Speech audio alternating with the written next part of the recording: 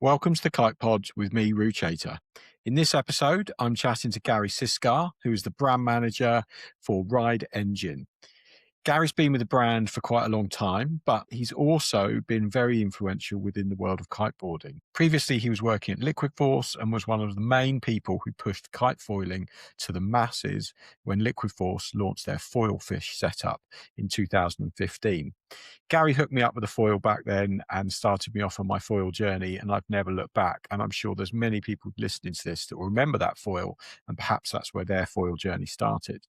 These days, Gary kite surfs just as much as he wings, but he's really into foiling, still kite foils quite a lot, still wing foils, still gets on the water as much as possible. And he's had a really interesting life getting to that point. He's worked for some of the biggest brands in the industry, from sunglasses brands to snowboard brands to skate shoe brands. And he certainly knows a lot about the industry, and he's certainly had an interesting career so far. He's also lived and spent a lot of time down in Peru and opened up a lot of those spots to some of the masses. So we talk a little bit about that. It's a really good episode. I think you're going to love this. It gives us a great insight into Gary. I actually wanted to chat more about Ride Engine specifically, but we spent so long talking about, his life and what had brought him to this point, it kind of took over. So we'll be sure to do another episode and delve into the meat and bones of Ride Engine another time. As ever, quick shout out to the diamond sponsors. Thanks to Core, Duotone, Cabrina, and Ozone. Don't forget to give this video a like, share, subscribe, send it to your friends. That really helps us out. Anyway, without any further chat from me, I hope you enjoy this episode. Hi there, welcome to the podcast. And today I'm sat down with Gary Siskar, who is the global brand manager for Ride Engine. Now, Ride Engine, if you hadn't heard of them, they're a huge water sports accessories brand based out of Hood River in the US. Originally started by Coleman Buckley, who developed the world's first carbon hard shell kite surfing harnesses. I've known Gary for a long time. He's a really good guy. He's been in the industry a very long time, and we've actually been trying to set this podcast up. I think it's our fourth attempt because we had some software issues, and Christmas has just been and gone, so we've been sort of spreading it around that. But it's great to sit down with Gary finally. So Gary, first up, welcome to the podcast. Thanks, man. Great to be here. And my first question to you, you've had a long career within the action sports industry that predates kite surfing and some of the sports that we love now, like foiling, which you're heavily involved in as well.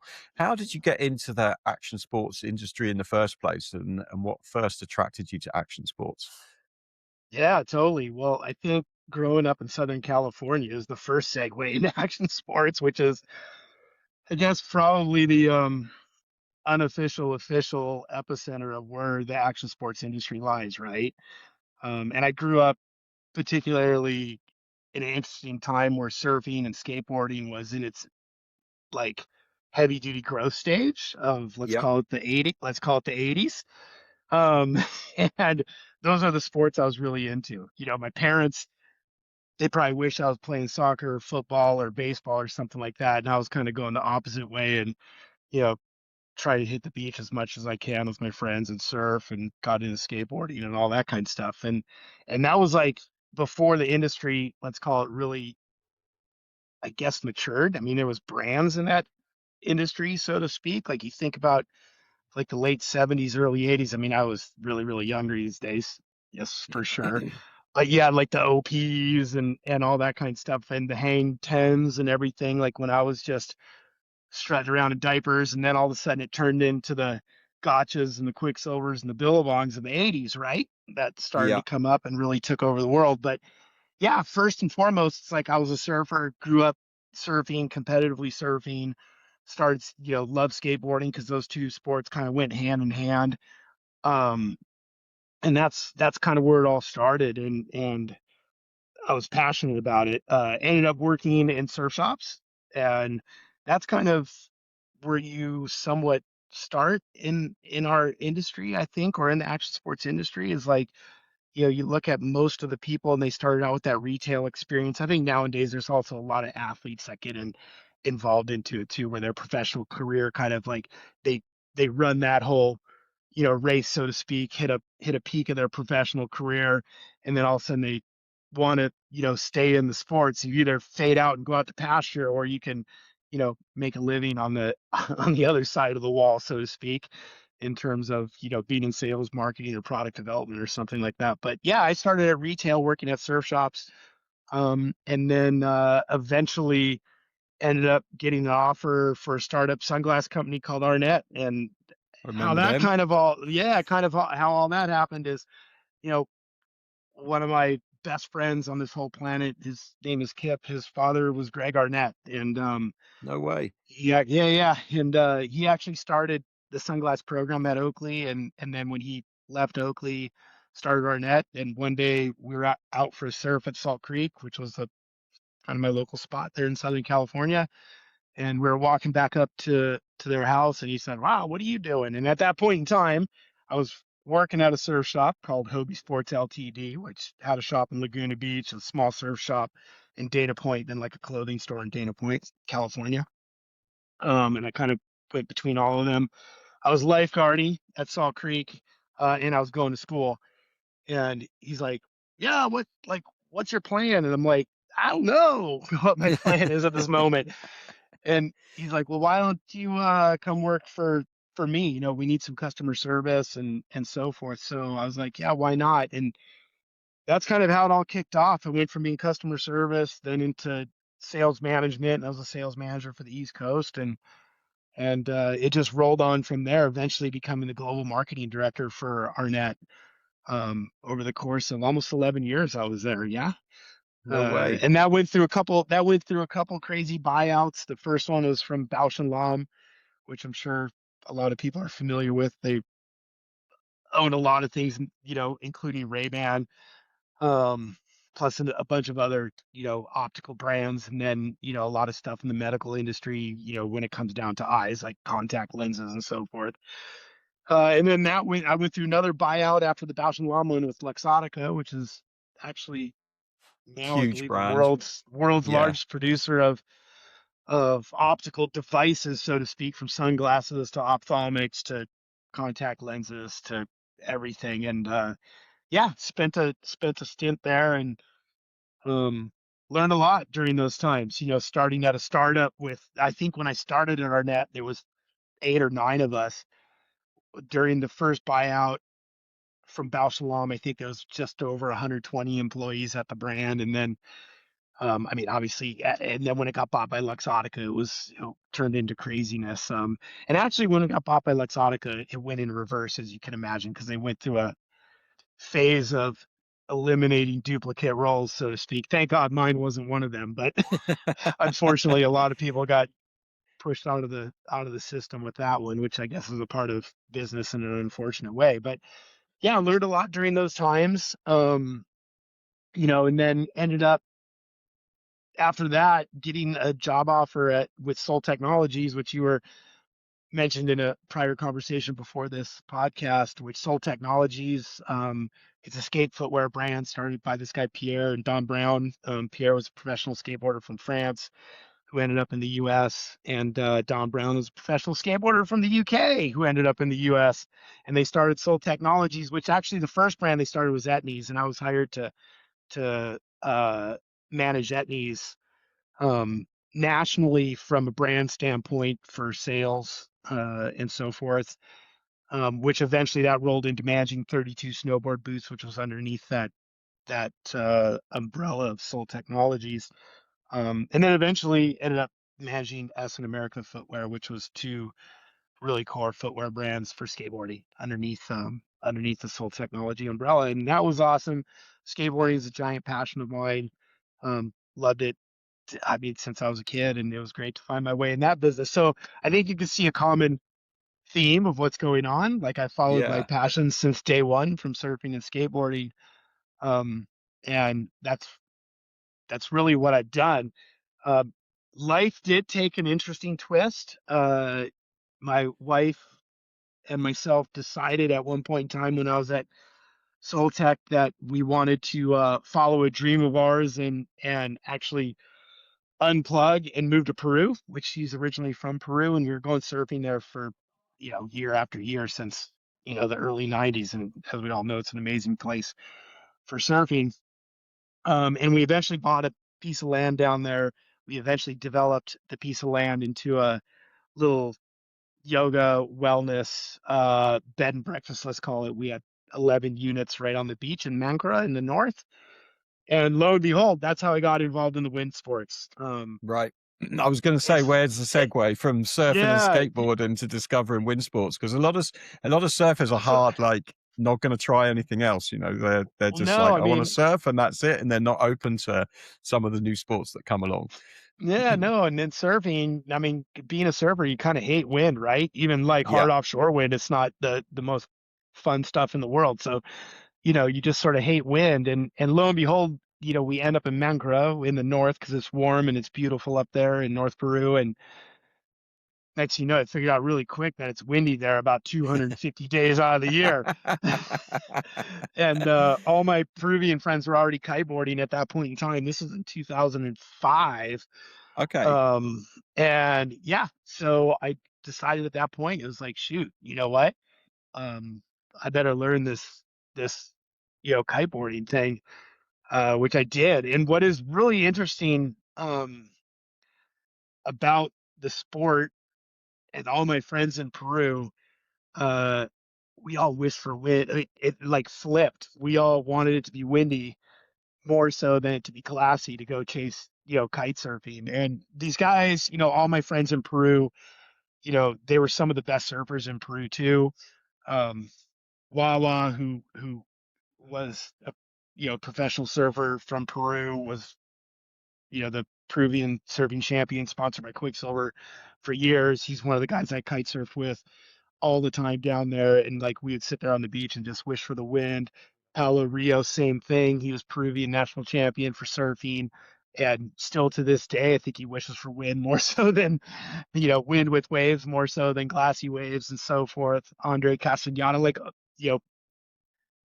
Gustavo Laparte, all these guys, we ended up living to the wind, which is kind of weird, right? Because we're Yeah, all that's a surfers. real it's a real flip. I mean, were you coming to it 2005? So that was around the time that the slingshot boys like Ben Wilson, they were really pushing like surfboards in kiting. So did you arrive kind of after the twin tip going backwards and forwards era and just get Yeah, straight in and see it as a tool to be able to surf, essentially, but with a kite? Was that your sort of yeah, angle yeah. on it? It was right. I'll tell you what. During that time, I think actually Ben, um, the year before, I actually met Ben before I moved to Peru. I had a couple events prior to, when I decided I wanted to pursue learning how to kiteboard, and I reached out because of my action sports connections. I'm like, how do I learn this thing? Because one, I'm still in Southern California, and there wasn't really any kite schools in Southern California.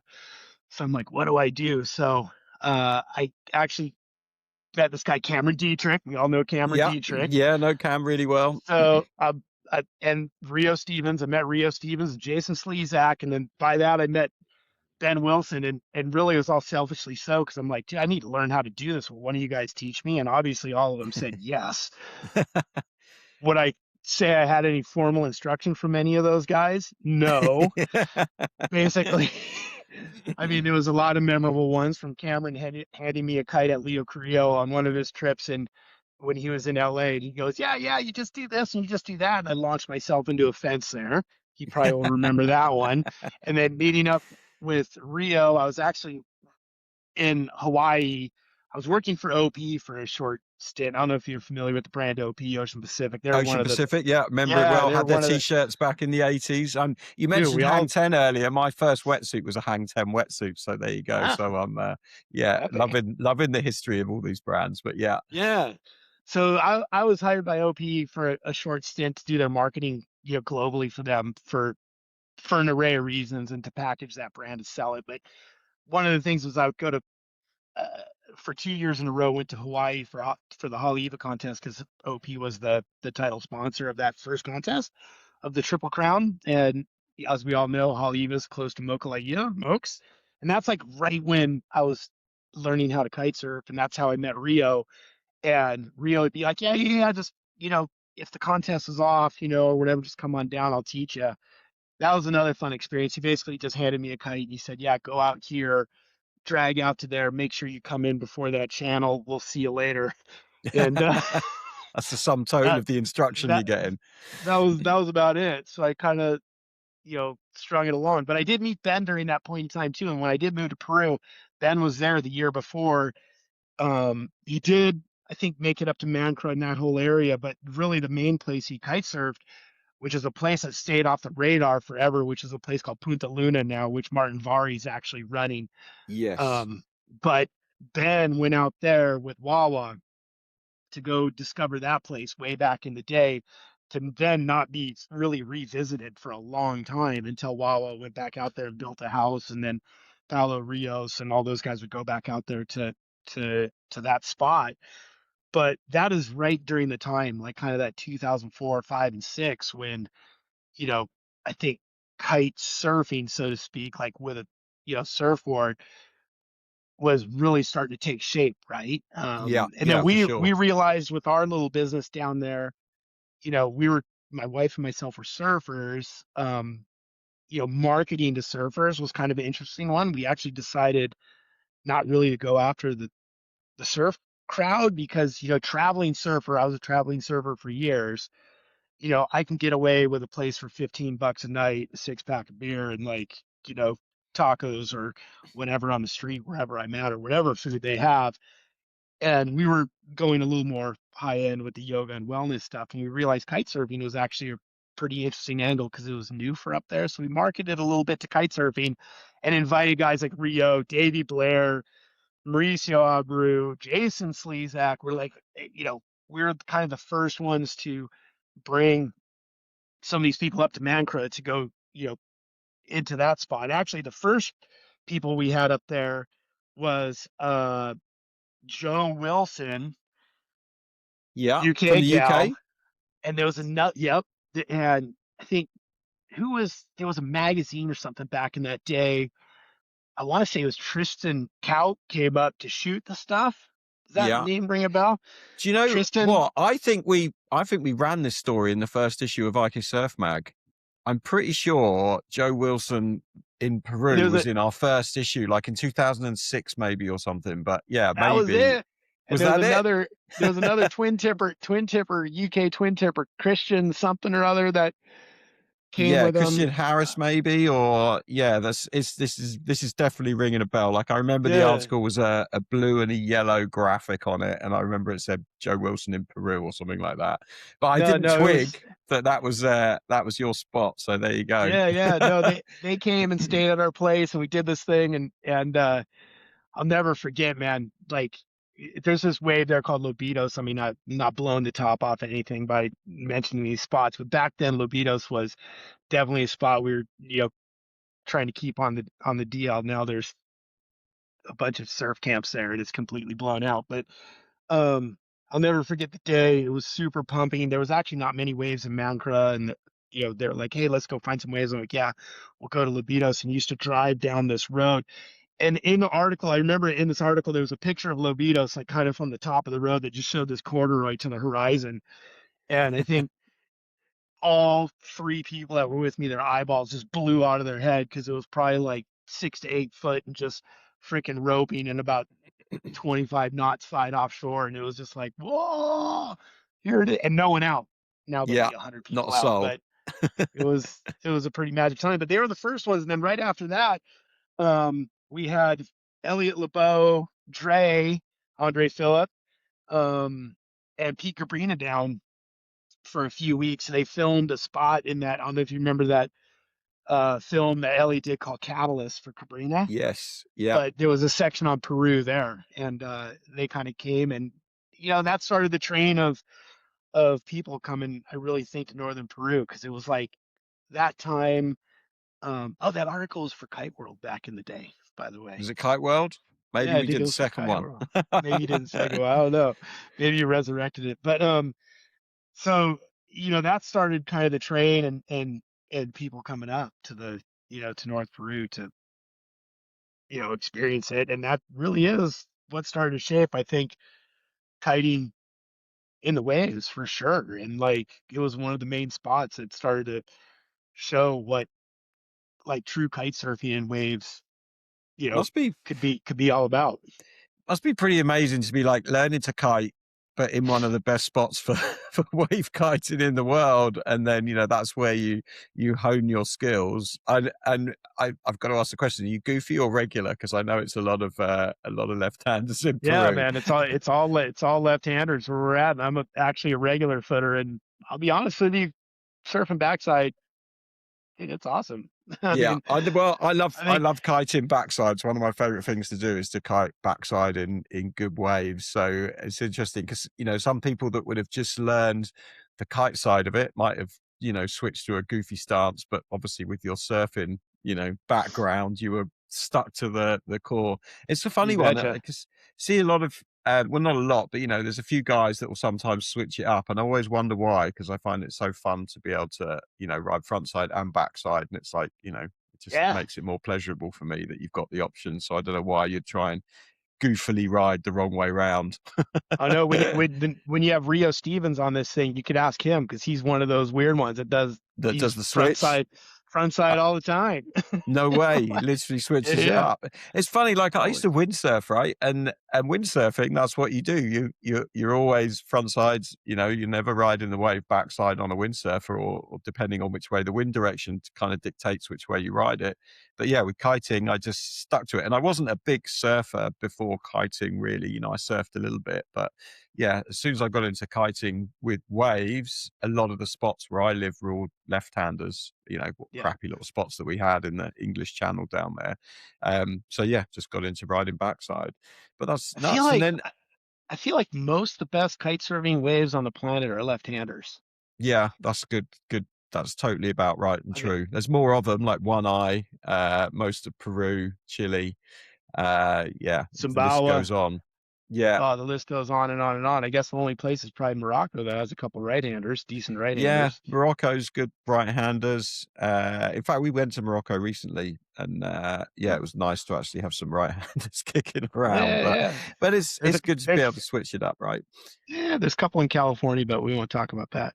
Yeah, Um, a uh, few a few still that haven't been mugged yeah, with loads and loads of people. So you must have seen Peru change quite a lot. How long were you running yeah, the bed and breakfast there for? yeah. We were there. We lived full time there for just about 3 years in Peru.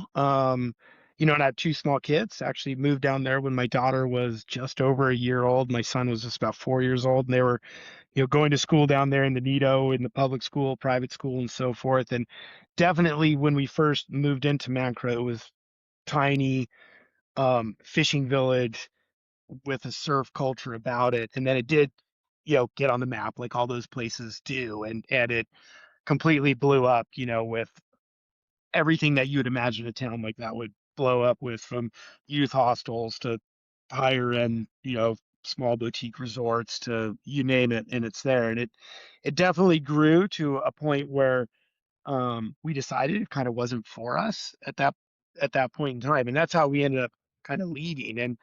And I didn't really know what was going to pull us back, or where we would get pulled to. Um, but I hosted a retreat, let's call it a retreat, for a bunch of people at Burton who I worked with prior to moving to Peru. When I was at Arnett, we did a lot of cross promotions with Burton Snowboards, because they weren't doing, eyewear or anything like that. Even at Soltech at 32, I was always crossing paths with Burton people that, I've, knew and respected, and so forth. And they all surfed, and there was a whole group of them there down actually in Chile for a sales meeting. And they hit me up and they're like, hey, we want to come up and go for a surf, spend a week or two and go for a surf. And I'm like, yeah, sure, come up, put them all up. And then what came out of that, randomly enough, was a job offer to manage Anon globally, which was their, eyewear accessory brand. And that's kind of what pulled me back to the US. Yeah, so you And lo and behold, stepped off the treadmill for a good while and had some fun in Peru, and then decided, yeah, yeah, yeah, there's a, yeah. there's a job offer there that's enough to make me want to come back.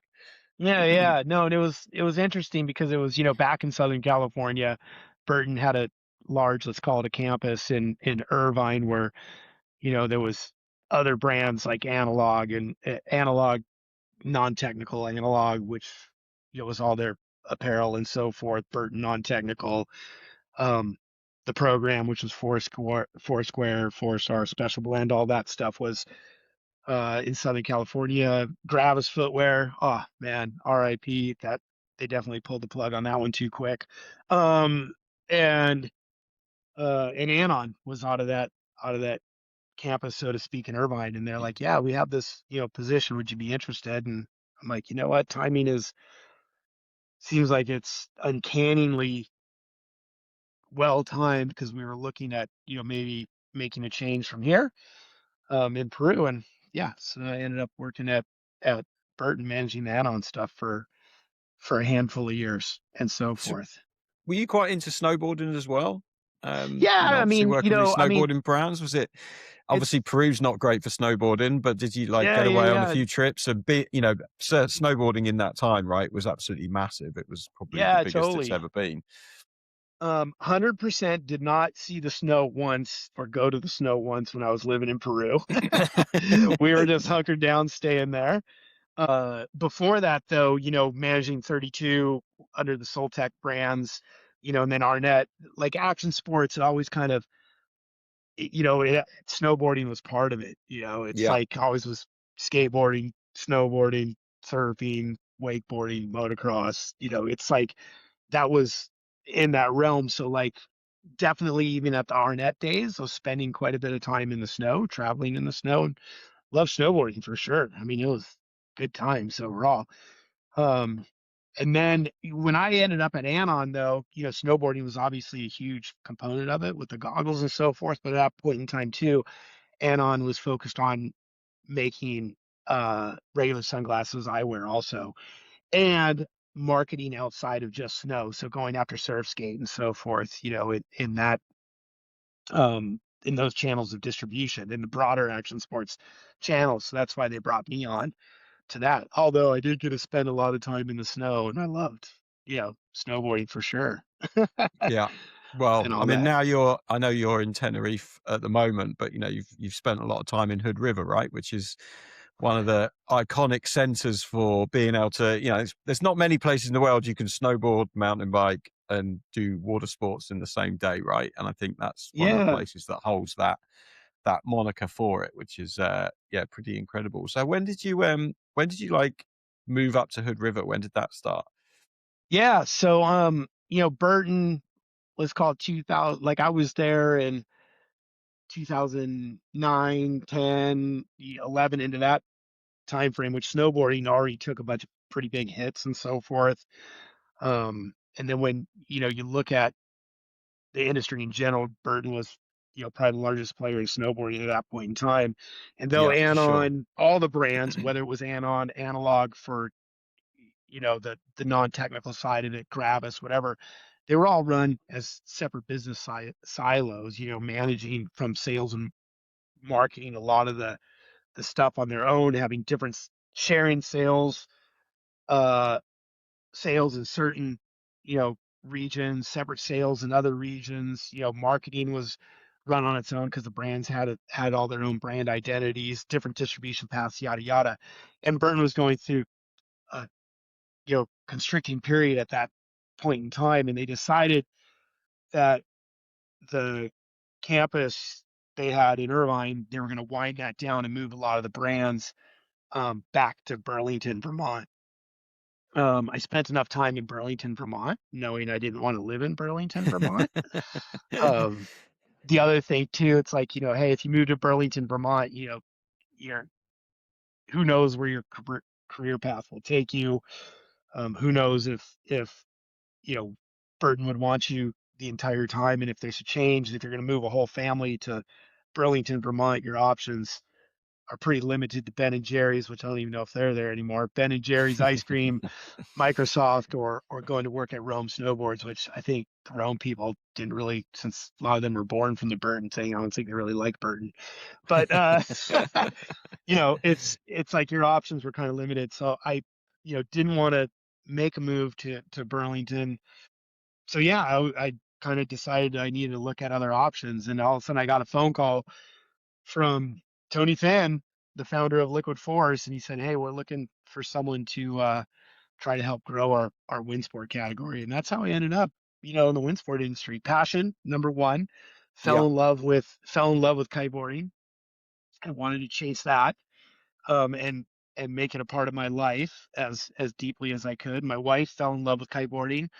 So we really enjoy the sport, we enjoy the community, and decided like, yeah, this is great. And if I can make my living in it, let's go for it. So I ended up at Liquid Force, managing their wind sport division. And what was interesting about that is, they're in Encinitas, California, and figured out really quick, like managing a wind sport brand out of Encinitas, California wasn't probably the best place to do it. I was traveling a lot, ending up a lot in Hood River. There was actually multiple events going on in Hood River that were critical to the North America market at that point in time, in 2011, 12, um, and so forth. And it was one trip I was up. There was a trade show. It wasn't AWSI at that time, but it was a different type of trade show that was in Hood River. And the sales manager, Greg Teco, he's awesome, legend in the wind sport industry. Um, he was like, dude, you should move up here. I'm like, I don't know, maybe. And it was crazy. What actually made me move, what opened my eyes more to Hood River, because I was like, okay, cool, we're in a river. It's great. Yeah, I know you guys were surfing river swell and slashing the tops off pieces of swell. Yeah, this is rad. But you're gonna laugh, but I went on a mountain bike ride, and I was like, Right. dude, the mountain biking's sick. So now I got the wind sports side of it, the mountain biking, and then as you said, Mount Hood Meadows, Timberline is, 45 minutes an hour from downtown Hood River. So it's like it was this amazing place for like an action sports person to kind of land. And yeah, floated it past the Liquid Force crew, and they're like, yeah, no, that sounds awesome. You should go do that. And so we developed um, a little office up in Hood River, called it home base, and started, to grow that brand and so Yeah. forth. Obviously, that took a funky turn. I left the brand, and then they wound down Liquid Force Wind Sport after that, probably about a year or so after I left, and ended up at the Ride Engine thing underneath the Slingshot umbrella, which has been awesome, absolutely Yeah. awesome. The support from the whole crew, from Jeff Lagos and the executive crew there, to grow Ride Engine, to develop different products under Ride Engine, to mold the brand identity, to take what Coleman created and just expand upon that and keep, unfortunately Coleman doesn't work under the brand anymore, but I did have a great couple of years working with Coleman. The guy's an absolute legend. Oh, so smart at everything he does. Thinks way outside the box, which is something that I learned a lot from him. You'd think over time, you're far enough thinking outside the box, but when you get into the presence of a guy like Coleman, you're like, whoa, the box can be way out there. And, you could think about things and look at things differently. And that's how Ride Engine started. And I'm super blessed that we continue on with that same path and stay in the mindset of what Coleman created, keeping his aura alive in the business and moving forward. So here How I was it? am in Hood How, River.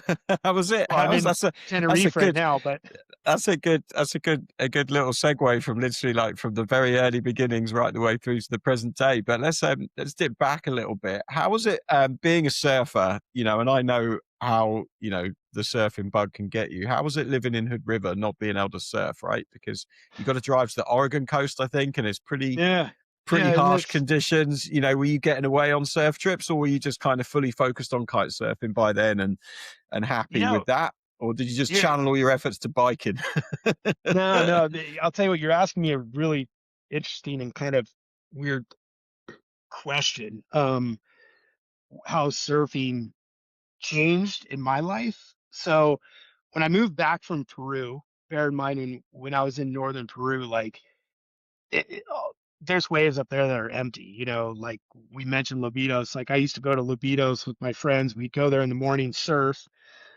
We'd be the only ones out, maybe a couple random people, because there was nothing there. There was absolutely nothing there. And to get to Lobitos, it's not that far off the beaten path, but it was off the beaten path.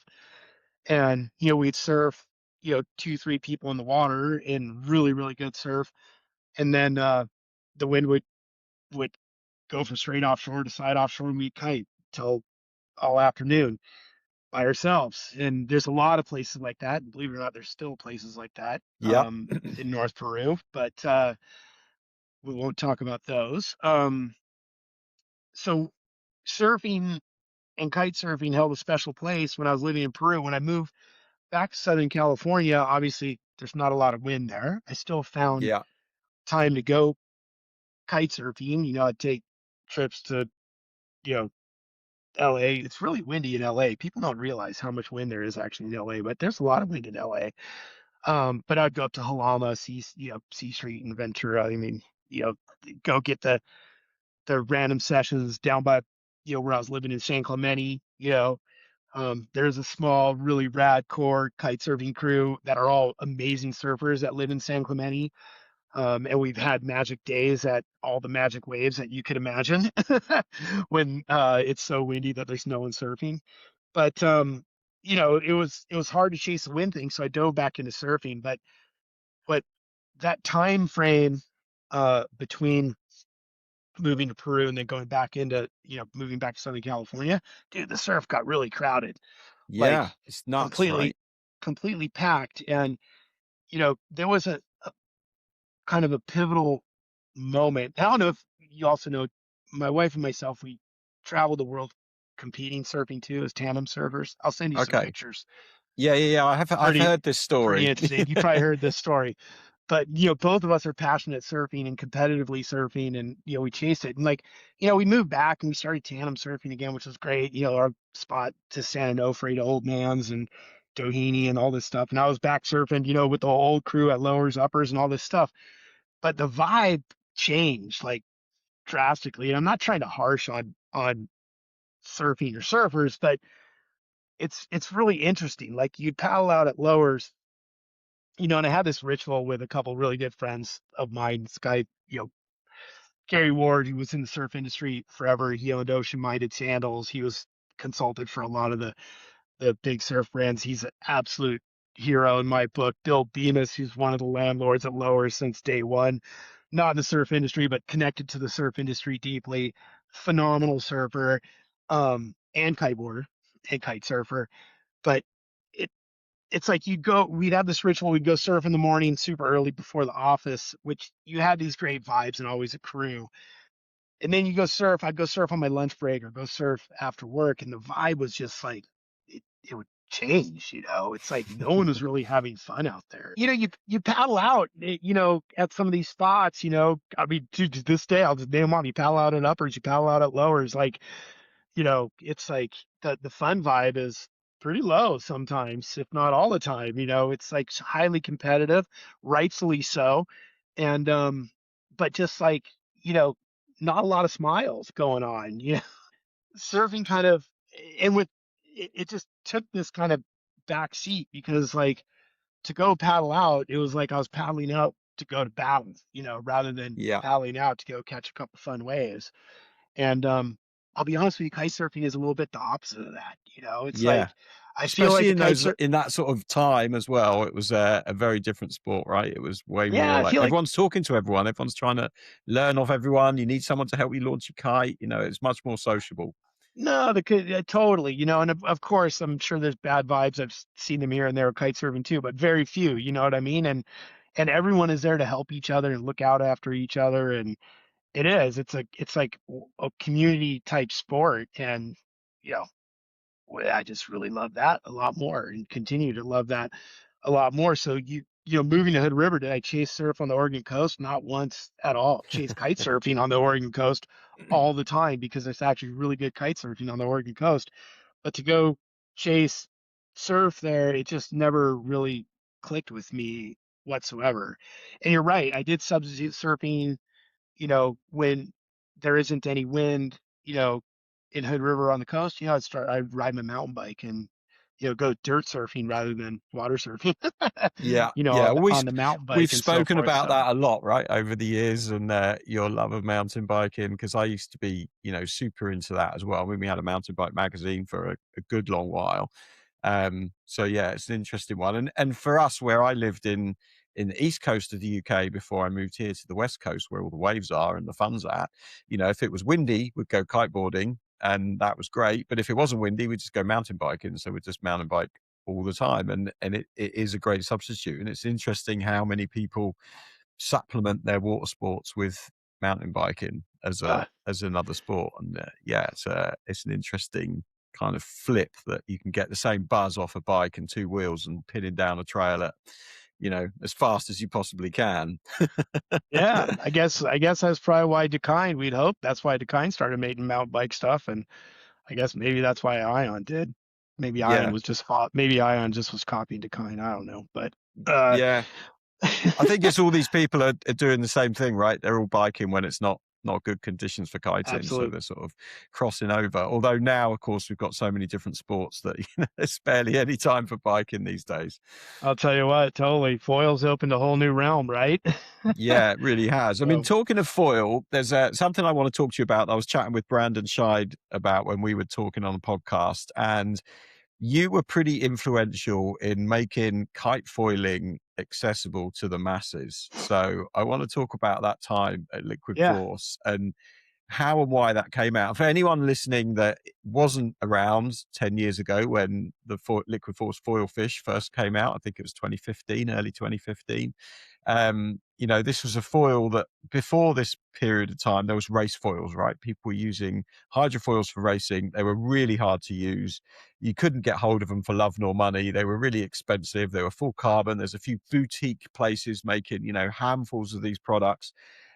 So kite foiling wasn't accessible. And this is a time, before hydrofoiling was really popular in water sports. You had the air chair in water skiing, but, it never really took off as something. I think Mango Carafino had his device that he was hauling around Maui with. But suddenly Liquid Force came to market with this product that was reasonably priced and at the time reasonably easy to use. yeah, yeah. So can you tell me a little bit about how that came about and where It's your love of foiling came from? yeah, yeah. It's funny. Your summary that you just gave is pretty much the reason why at Liquid Force, the crew decided to make a hydrofoil. So I don't know if Brandon told the story in the podcast. I'll have to go back and listen to that one. But we were going on a test trip to Maui. Brandon was actually going to Maui for a longer period of time during those days. I mean, since they would go there for a few months at a clip. And the rest of us, Jason Slezak, Greg Gnecco, myself, Julian Fillion, we were all going to Maui for just a test trip and a photo shoot. And Brandon, prior to going, he's like, I'm going to learn this hydrofoil thing, and we're just like, yeah, okay, cool, cool. And so he tried to get a hydrofoil. I think he thought like I'm in the industry, so he's going to pick up the phone and call Nick over at Lyft, and Nick would Be Nick would just easy. rain a hydrofoil on him, and that didn't happen. So then the search for Brandon to find a foil, Brandon commenced the search to find a foil, and he ended up finding one of the Lyft race ones that you mentioned, and getting that because it was the only thing he could find. He paid an exorbitant amount of money. I think that was Yeah, in they were 2013. crazy bucks, right? Yeah, yeah, crazy bucks. I want to say he spent for a used beat up one like maybe 3 grand for it without Yeah, having I can a believe board that. a board on it. And then he trucks off to Maui a few weeks before us, and we're like, oh, okay. So the wind was kind of funky, at your normal spots, and we end up going over to Kihei to foil at the spot. I think it's called, or not foil, but to kiteboard at the spot called Sunset.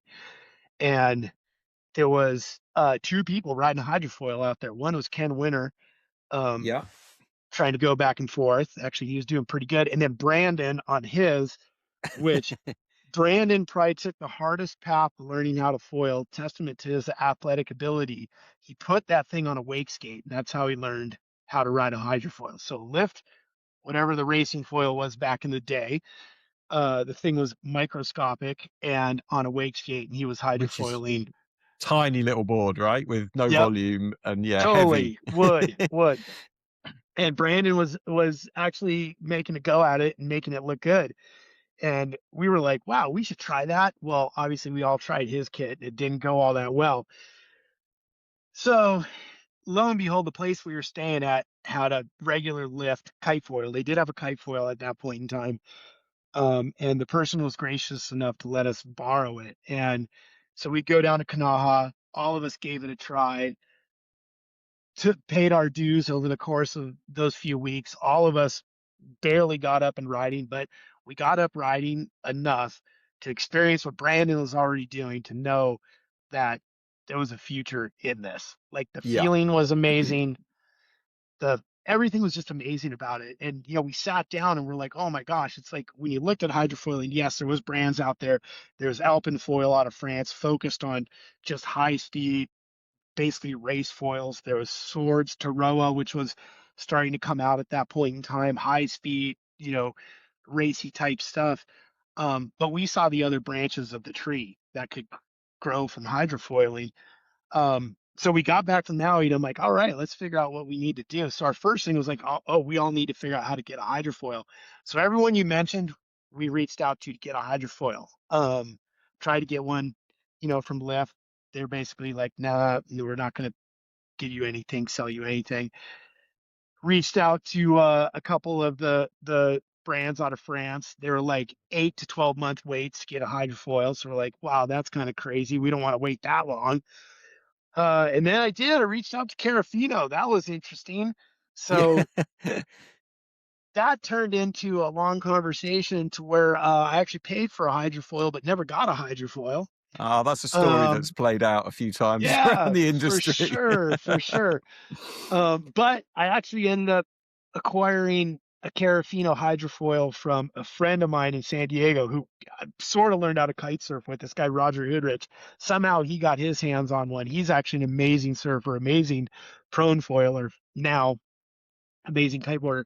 And he's like, yeah, you go use this thing, it had that curved mast on it and all this Yeah. stuff. And yeah, so next thing you know, we learned how to go hydrofoil at Stinky's in San Diego. And I'll tell you what, that was the true testament to where hydrofoiling was going, because there's never any wind there. And we were able at a beginner stage of hydrofoiling, proficient kiteboarders, to get up and go kiteboarding on a lot of days on a hydrofoil. And yeah, so that was kind of our experience getting into it. The next experience was like, oh my gosh, these things are really expensive. And we started to figure out how to source things and what to do.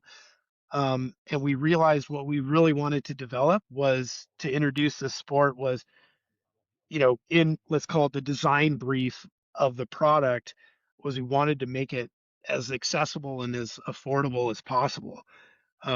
And Julian kind of got to work on that and realized, hey, we probably could make these things out of an extruded aluminum, which was already happening out there. Mike Murphy, air chair, the really got a handy for that guy. He's really probably the true inventor of this stuff Yeah. in terms of riding a hydrofoil a different way. Um, he was already making his stuff out of aluminum, extruded billet aluminum. His kits weigh like, you know, 50, 60 pounds. Yeah. Pretty There heavy. was already there was already guys like, we all know Laird. We can all blame Laird, Rush Randall. Like all these guys were already riding Mike Murphy's hydrofoils at Jaws and towing a bunch with them. So we knew it was possible to make a hydrofoil out of something other than carbon, and that's what we set out to do. And thus came the foil fish, which was the first, let's call it, popular priced hydrofoil to introduce hydrofoiling to a wider range of consumers. Because at that point in time, hey, look, hydrofoiling was already in kiteboarding. Lyft was doing it. Alpenfoils was doing it. I mean, there was a bunch out there, but you had to go invest, that amount of money, 3,800. Don't quote me on these prices, but it was I was it's crazy, well crazy over money. three Yeah. And thousand like you said, a dollars waiting list as well, right? You couldn't in a just go and waiting get one list. from a shop. And there was a lot of people scratching their head, like, "Oh my gosh, I don't even know if I'll like it. I don't even know if I'll do it." And yeah, we decided we want to be introduce people to the sport. So there we go. Whether it was a good, bad, whatever hydrofoil, we got a lot of people into hydrofoiling. So Well, for how in how kiteboarding. how hard was it from a business perspective to sell that to the guys at Liquid Force? Because I imagine the costs of like, yeah, the cost of developing any new product, as you know, you've got molds, you've got sourcing, you've got, it's a huge cost, and this is for something that you're like, hey, this thing's really hard. We're all, but we think there's a future in it. That's probably quite a tough sell at the time, I would have thought. Yeah, no, totally. I mean, one educational process, because bear in mind, all of us were learning it. Julian was learning it. I mean, he's a phenomenal athlete too. I mean, he was hydrofoiling at a high level very quickly, even during that Maui trip. But with Brandon, we're all learning at the same time, trying to learn how to design and produce it, and I'm the furthest thing from a designer or an engineer at that level. Julian has a lot of engineering background, but obviously not hydrodynamic engineering. And we started to lean on a lot of people outside the industry to figure the stuff out. But yeah, then on the sourcing side, just to work with a manufacturer to try to figure out how to do it. Luckily, we had a vendor that was very open to helping us figure it out. We did have the doors slammed on us a few times in that project where they just didn't have the capability. Obviously we reached out to all the usual suspects, making carbon stand-up paddleboard, stand-up paddles and stuff like that. But luckily we had a vendor that they're very open to the idea and helped us with a lot of engineering development and the path to figuring out that product. Yeah, and selling it internally to Liquid Force, that was an adventure also. Um, let's just say there was support at a high level, which was great, which got the thing past the goal line. And there was a lot of non-support at the high level also, which created a lot of battles. But hey, at the end of the day, we got it done, and yeah, I think that's a pretty proud moment, for the crew that brought Yeah, that all together. I mean, from Brandon to Jason Slezak to Julian to Greg Ganecko, like all those guys deserve big high fives for like yeah, making it happen. believing in that project, testing the products. Trust me, a lot of big swims happened with that stuff. Yeah. And making it all come together. And now we look at hydrofoiling today, and I mean it's a sport in its own right. I think Yeah. it's a I mean, category in its own. it's crazy, really. I mean, that's ten years ago that happened. I mean, I found this out because I was obviously, you were very kind and sent me one of the first foil fishes so I could do a Yeah. blog on learning to ride this thing for the magazine. And so I remember it arriving and just thinking like, oh, I can kite surf on a McDonald's tray. I've been strapless riding in waves for goodness knows how long. I can cut, and I got on this thing and I was like, I remember lying on the beach, having gone, however far downwind, like maybe a mile downwind, just swearing and struggling and just going, I can't. And I was just like broken. I was like, this is so hard. Like, this is so hard. But I did keep going back to it. I was one of these people that likes to learn new things. So I was really passionate about learning it. But anyway, recently I was just like, oh, really enjoying my foiling. I must have been doing it. It feels like I've been doing it for 15 years or something. And I'm like going back to, when was that first? I'm sure I wrote a blog on it. That'll be like when I first tried it. I'll be able to get the date off the blog. When was it? And I was surprised it was only 10 years ago. Like, I was like, what? I Yeah. thought it was much further back than that. The development of the foil fish, when it came out in 2015, I think it was, when it was officially available in the shops. And then for the Yeah. next 5 years, kite foiling just exploded, right? It became this huge behemoth of the sport. Did you ever predict that happening when you first launched it?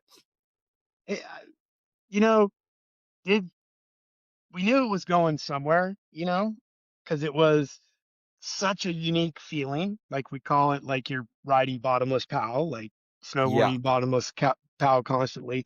But then we also saw how it opened up the doors to like the light wind aspects, and then we really saw that it was like it took a hold of us to where we were kite foiling more than we were riding twin tips or kite surfboards, just because we were chasing kind of that feeling. And I think that's the first testament to where it's like, oh, okay, this thing, it's going to branch off, like confirm our next branch of this genre of kiteboarding is going to have people who that's all they're going to focus on. How big? We had no idea. Like how it would go, because I think like a lot of these sports, there's always things that come in, they kind of grow a bit and they die off. Whether it's the lack of adoption because it's hard to do, the lack of adoption because it's kooky, whatever it may be. We had no idea, but yeah, it was interesting to see that more and more and more people were jumping in on it.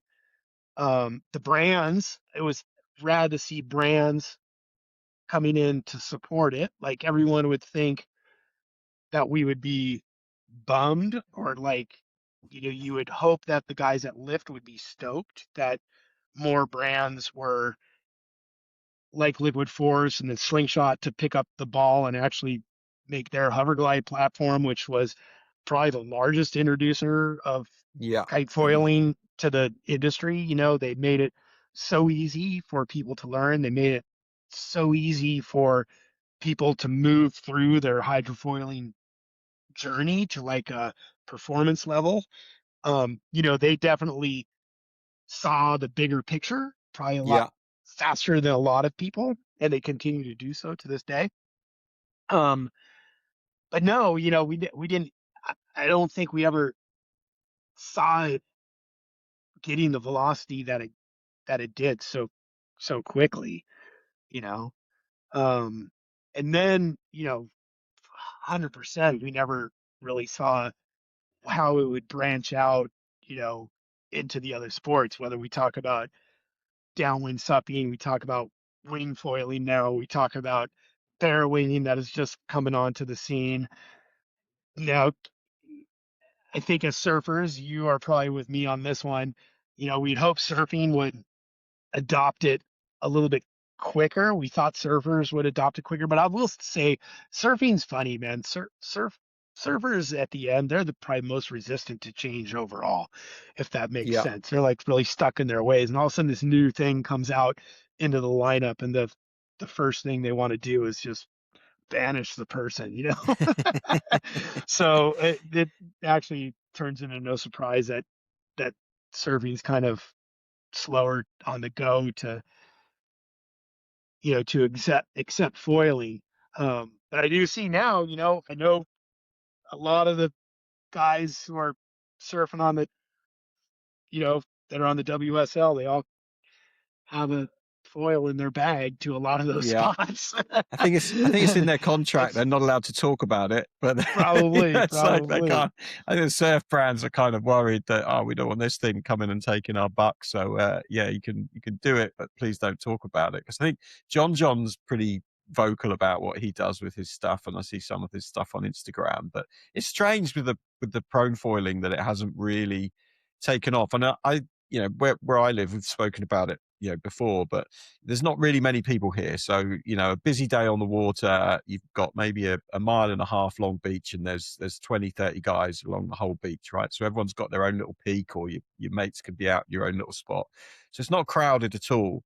But there are a lot of surfers in the area, because it's one of the best spots in the UK for surfing. And there's just two of us, well, now three. My buddy, who was busy with sup foiling in the waves, is now decided he wants to really put some time into the prone foiling. So there's three of us doing it. And Yeah, what is interesting is that the response from the surfers has been mostly positive.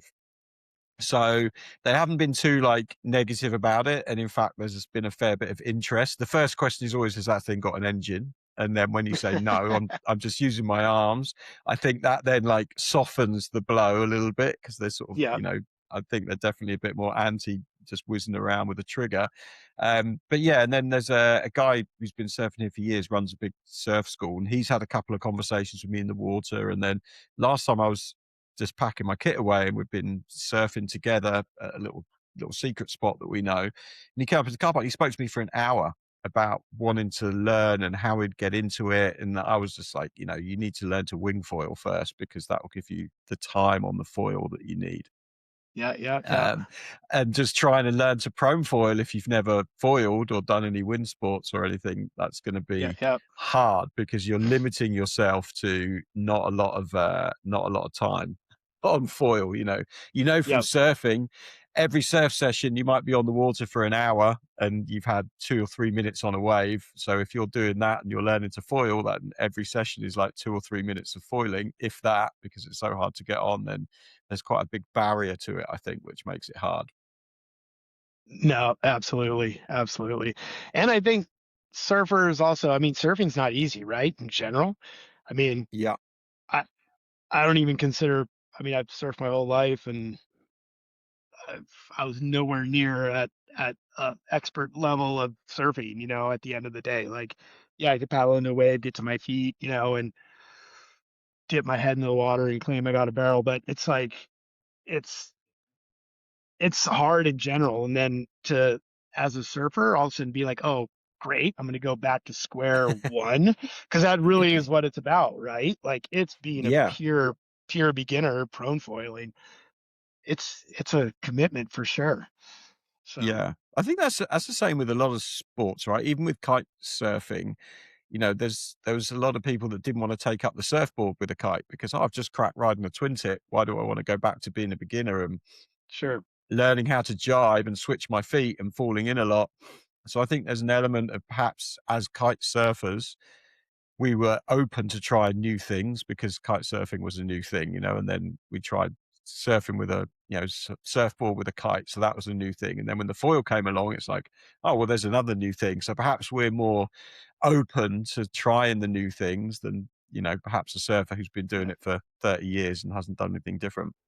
Yeah. I will say though, now the equipment and the people are making it look amazing, you know, like the prone foilers out there. I mean,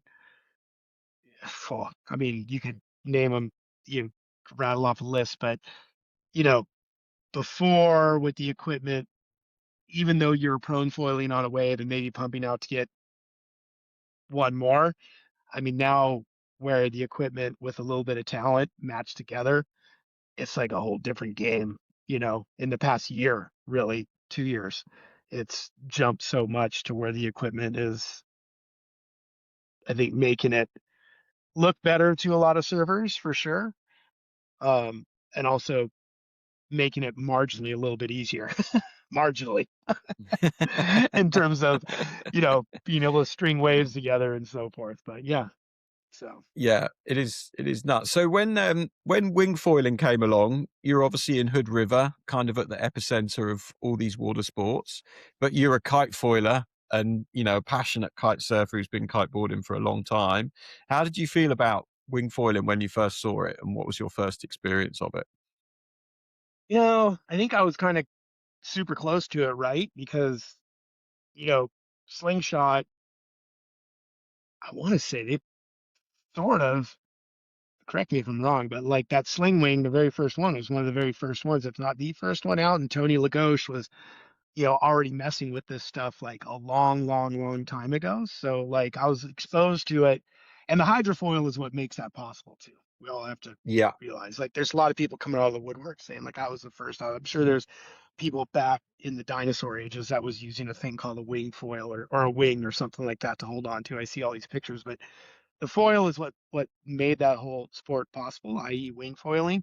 And I think I was so close to it that I was like, wow, this is kind of rad. Like let's do this. And also for me, even kite foiling, the joy of kite foiling was still going down, like especially in Hood River, was to go downwind, like pick up a piece of chop, pick up a little chunk of swell or whatever, even kite foiling, and just trying to like keep the power out of your kite and ride that single piece of swell, arcing back and forth as long as you can. And now this wing to where you could, throw it in a flagged out neutral, whatever you call it, free fly position and ride without that power, you know, for as long as you can, was kind of intriguing to me also because it's kind of the closest thing to surfing, I guess you can Yeah. almost say.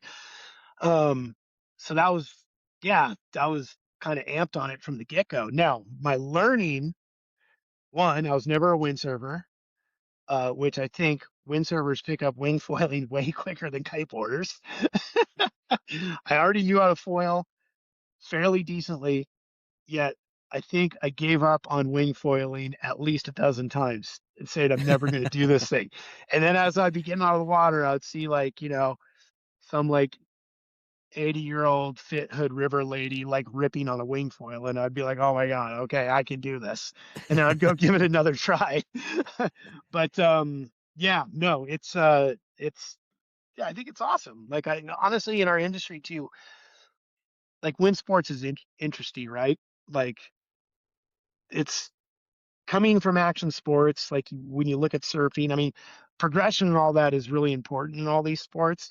But like what's interesting about our wind sports, it's always the new is what is the new is what's really pushing the industry.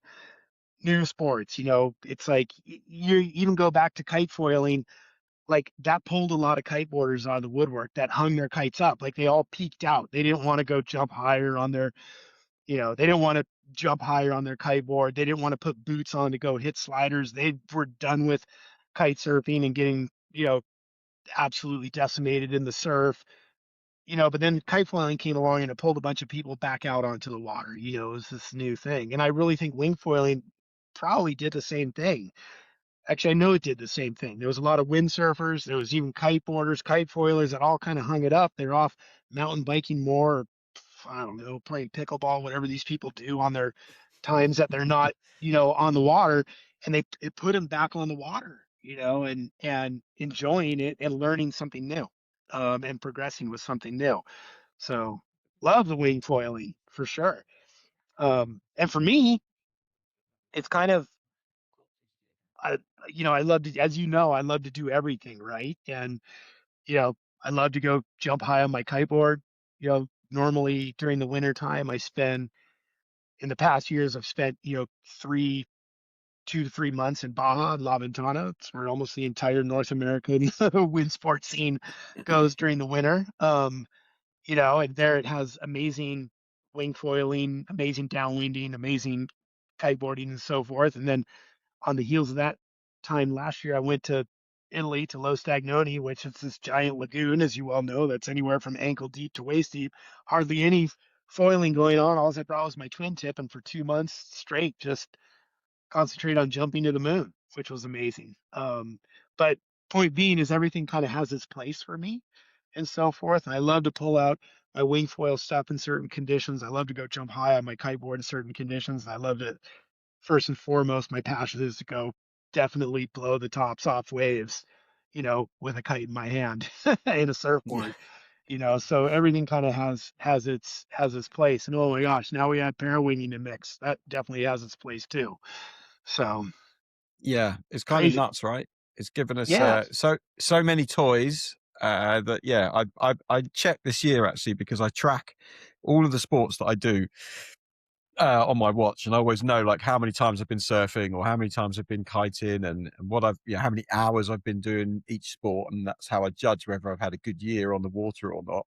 And I was like, oh, how many times have I been mountain biking this year? And it's zero, like not Oh one no. moment has been spent on the mountain bike, which is terrible, right? But at the same time, I don't feel like I've missed it because I've been having so much fun on the water. So it's Yeah. amazing how going from a kiteboarder who mountain bikes probably 60% of the time because it's not always windy to now someone who foils, and it's just changed, everything.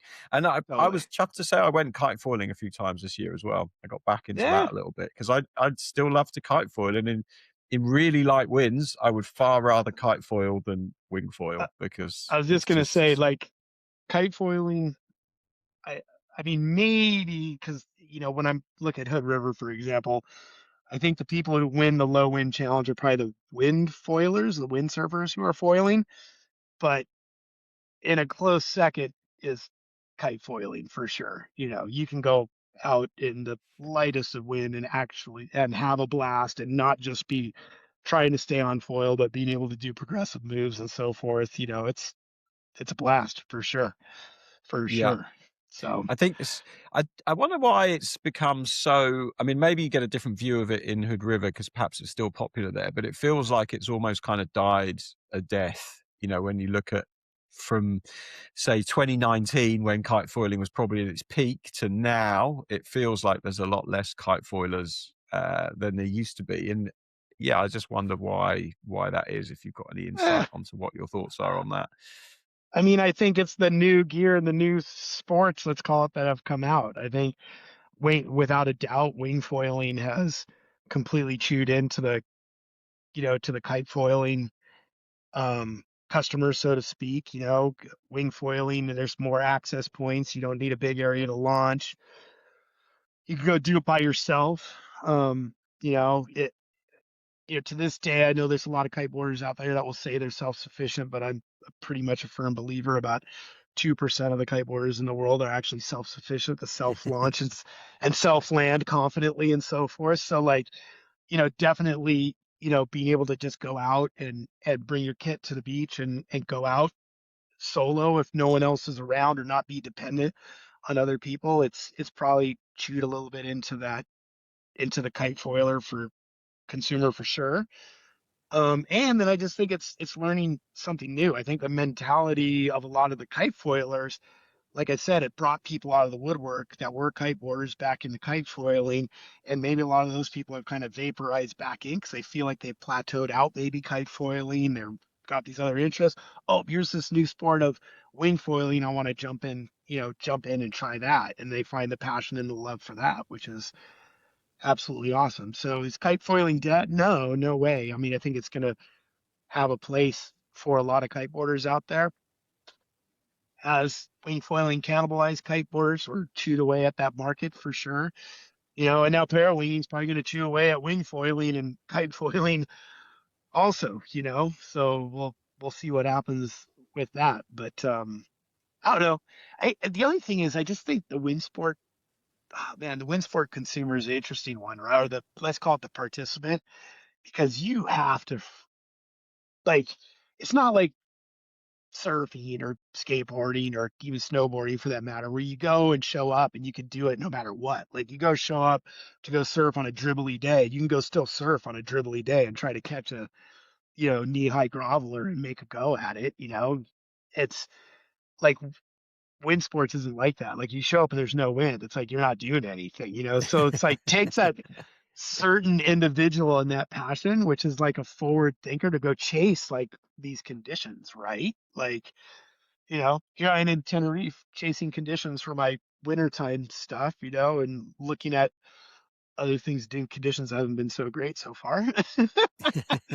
But it takes a certain individual. And I think that goes back to like the consumer in general, like taking on like if you're a kite foiler and you kind of got over it, like you hung it up and now the wing foiling has filled that void of what you hung up, you know? And that's just inherent in that person who's been a wind person. They're like, I love wind sports. Yeah, I hung up kite foiling or I hung it riding my twin tip, but man, what's this sport? I want to get into it. And then they have that whole rush of learning that new sport, being part of that community. It's crazy. I think the wind sports community is probably one of the tightest ever, in terms of it's nuts, Yeah. which it's also beautiful at the same time, right? Yeah, for So sure. It's definitely a tight knit community. I think it's like you say, you're just chasing something, and it's never always there. I remember my mum always used to say to me and my dad when we're into windsurfing, she was like, "Why can't you get a sport that isn't weather dependent? Like, why do you have to go and do this stupid sport where And back then it was looking at the back of a newspaper to see what the weather forecast was for the weekends, and then classic, and then classic. looking out the window at the trees and saying, "Yeah, they're moving. Let's go to the beach." And then you'd rock up and you wouldn't really know what direction it was going to be coming from, but you'd hope it was from a favourable one, and then you get on the water. And yeah, my mum would always say, even when it's windy, you're not happy because it's not the right type of wind or the wrong direction or what. It's just So true. so true. So you're constantly chasing conditions that are hard to come by, right? And I think that's part of the buzz, is that when it all aligns, I still, even though I'm foiling a lot, and probably my favorite thing to do at the moment is probably prone foiling, but if there's a good wave day with wind and I can kite surf in the waves, that's still just a feeling that is just unreal to me. Like, it's just Yeah. so amazing to catch so many waves with a kite and to be properly surfing them. Just, yeah, blows my mind every time I get to do it. No, I mean, you'd always dream, like, as a surfer, you wish there was like a chairlift to bring you back out, or a rope tow or whatever, and then like someone to push you in, and that's what a kite is Yeah, at the exactly end of the that, right? day. So Yeah, yeah, yeah, it's like snowboarding on a mountain with a ski lift, right, versus split boarding. absolutely, absolutely. Split Putting the boarding. effort Whew. in. Yeah, A lot of lot of lot of effort for 2 minutes of down. yeah, although there's pleasure to be found in that effort, as I've discovered. Totally, totally. Well, look, Gary, we've been chatting for a while there. I've really enjoyed that. There's a whole bunch of stuff that I think we could get into on a more technical side Yeah, with Ride Engine and obviously some of the products and stuff. But I think, let's save that for another time and let's put a pin in this one and revisit it because I've really enjoyed that chat and I know that you've got a lot to get on with today. And yeah, that was great. I really enjoyed it. yeah, Rue. Thanks, man. Always a pleasure. And yeah, we'll line up the other one and talk some gear. Yeah, that'd be great. There we have it. I hope you enjoyed that episode. I really like Gary. He's a lovely guy, and I always enjoy catching up with him. He's super passionate, and that kind of enthusiasm always seems to rub off on me a little bit, which I really appreciate. I hope you enjoyed it. As ever, shout out to our diamond sponsors, Cabrina, Core, Ozone, and Duotone. And if you could give this video a like, share, subscribe, thumbs up, whatever you can to help us spread the word about the Kite Pod, that'd be fantastic. We'll be back with more episodes soon.